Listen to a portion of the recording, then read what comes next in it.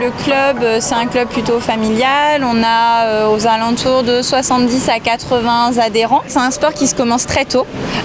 L'idéal étant de commencer vers 5-6 ans, voire plus tôt, parce que nous, en fait, on accepte que les filles ne sachent pas nager. On leur apprend à nager avant de vraiment leur faire de la natation synchronisée. La synchro, c'est une passion, mais comme beaucoup de sports artistiques, c'est aussi un moyen d'exprimer et de ressortir un peu tout ce qu'on accumule. Et c'est vrai que des fois, je le ressens que quand je nage pas, j'ai pas ce moyen d'expulser tout ce qui va pas et tout ce que je garde, et ça manque. Donc c'est vrai que des fois ça me fait du bien de prendre 5 minutes à la fin d'entraînement, de mettre une musique n'importe laquelle et juste me mettre dans l'eau pour ne penser à rien, et en fait oui, toute seule, parce que sous l'eau on a des haut-parleurs sous-marins et beaucoup de gens vous le diront, on a l'impression d'être dans le ventre de notre mère, parce qu'on a ce bruit très pur, parce qu'il n'y a aucun bruit parasite extérieur. Le son est presque cristallin, vous avez la musique, vous avez ce côté cocooning où vous flottez, et c'est très ressourçant.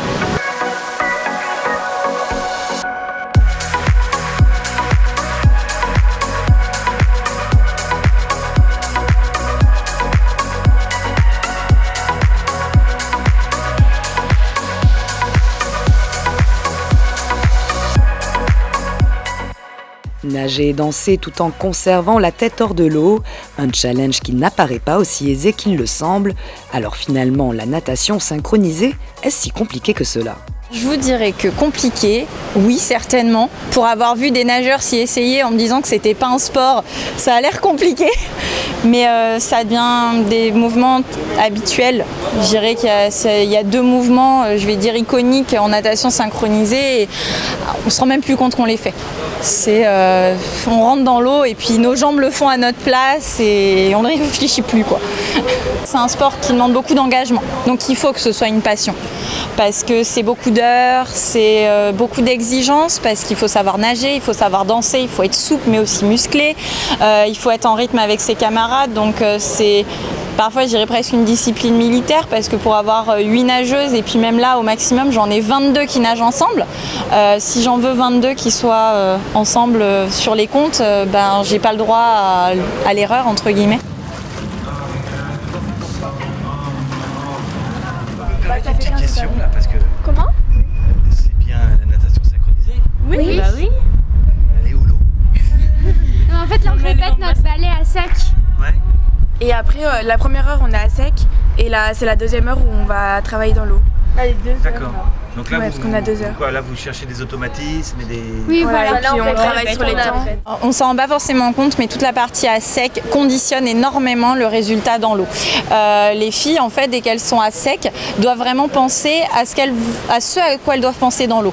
Donc, si à sec, elles vont être dynamiques, elles vont être dans les comptes, bien tendre leurs bras, qui font office de bras et de jambes quand on est à sec, et on se rend compte qu'en fait, tout ce travail-là est payant très rapidement dans l'eau, et que la nageuse va avoir l'extension, le dynamisme. Même si la natation synchronisée se pratique dans un environnement aquatique, une bonne préparation physique reste néanmoins obligatoire pour éviter les accidents. On fait du renforcement musculaire principalement, donc tout ce qui est abdos, les cuisses, les bras, les épaules. On fait travailler aussi le cardio, parce qu'on a pas mal besoin pour nager. Et puis ensuite, je leur fais également travailler tout ce qui est souplesse. C'est une pratique où les petits bobos, les blessures peuvent être fréquentes quand même, la natation synchronisée ? Chez les plus jeunes, pas trop, parce qu'elles sont encore à cet âge-là, on se blesse peu. Ça arrive plus à arriver vers 15-16 ans, effectivement, on peut voir apparaître un peu plus de blessures et faire attention justement de savoir gérer les limites pour pas les fatiguer. En tant que prof de PS, vous avez pas mal d'expérience, du coup, de pilotage un petit peu. Est-ce que ça se pilote un petit peu pareil, des jeunes filles qui nagent ? Non, après il n'y a pas le même rapport avec eux, c'est pas comme les élèves où on est vraiment prof-élève. Là il y a un rapport qui est un petit peu plus complice, on discute plus facilement aussi avec eux. Voilà, il n'y a pas le même rapport de prof-élève, quoi. Donc là, même si il faut quand même un petit peu les cadrer, parce que sinon on va perdre vite à jouer aussi, mais voilà.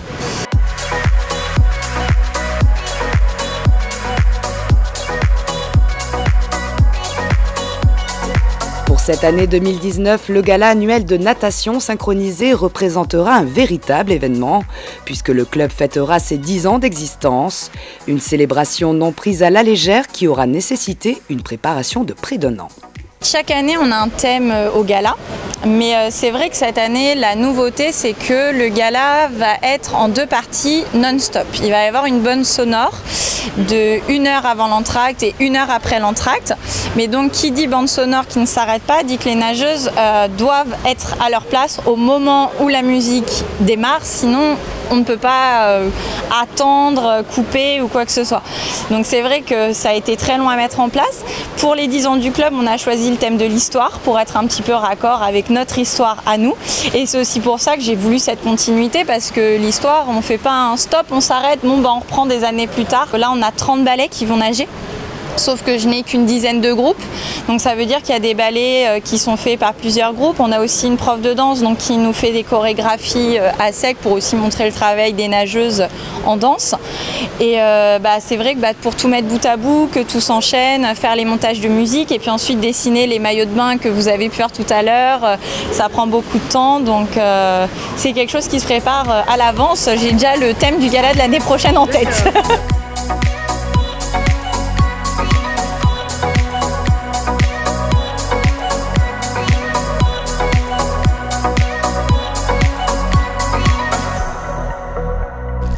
Ça représente combien de maillots de bain tout ça? Cette année, il doit y en avoir 88. On a 88 nageuses, donc elles ont toutes un maillot de bain. D'accord. Et puis il ne faut pas que ça soit dépareillé. Alors c'est pas dépareillé et en fait les maillots de bain sont créés chaque année sur le thème de la musique. Donc ils sont dessinés. Et ensuite on a un équipementier qui nous les réalise. Donc, cette année le thème c'est l'histoire, donc tous les maillots de bain sont sur le thème de l'histoire. Sur le thème de l'histoire. D'accord. Ça représente un sacré budget? Un budget, oui. Oui. Je dirais c'est plus ça représente plus du temps, parce que pour dessiner un maillot, ça prend à peu près une dizaine d'heures. D'accord. Oui, puis effectivement, les filles, elles grandissent, donc en plus. Les filles grandissent et puis on trouve que c'est quand même plus sympa pour elles d'avoir un maillot qui leur est personnel. Ouais. Et puis je dirais c'est un peu la récompense de la fin de l'année, de partir avec leur maillot et puis d'avoir un maillot qu'on ne va pas trouver dans le commerce. Il est vraiment... donc là, ça c'est juste les dessins et après on a des maillots qui ont déjà été pailletés. Ça c'est le maillot que vont avoir les toutes petites. Et donc on a eu... voilà.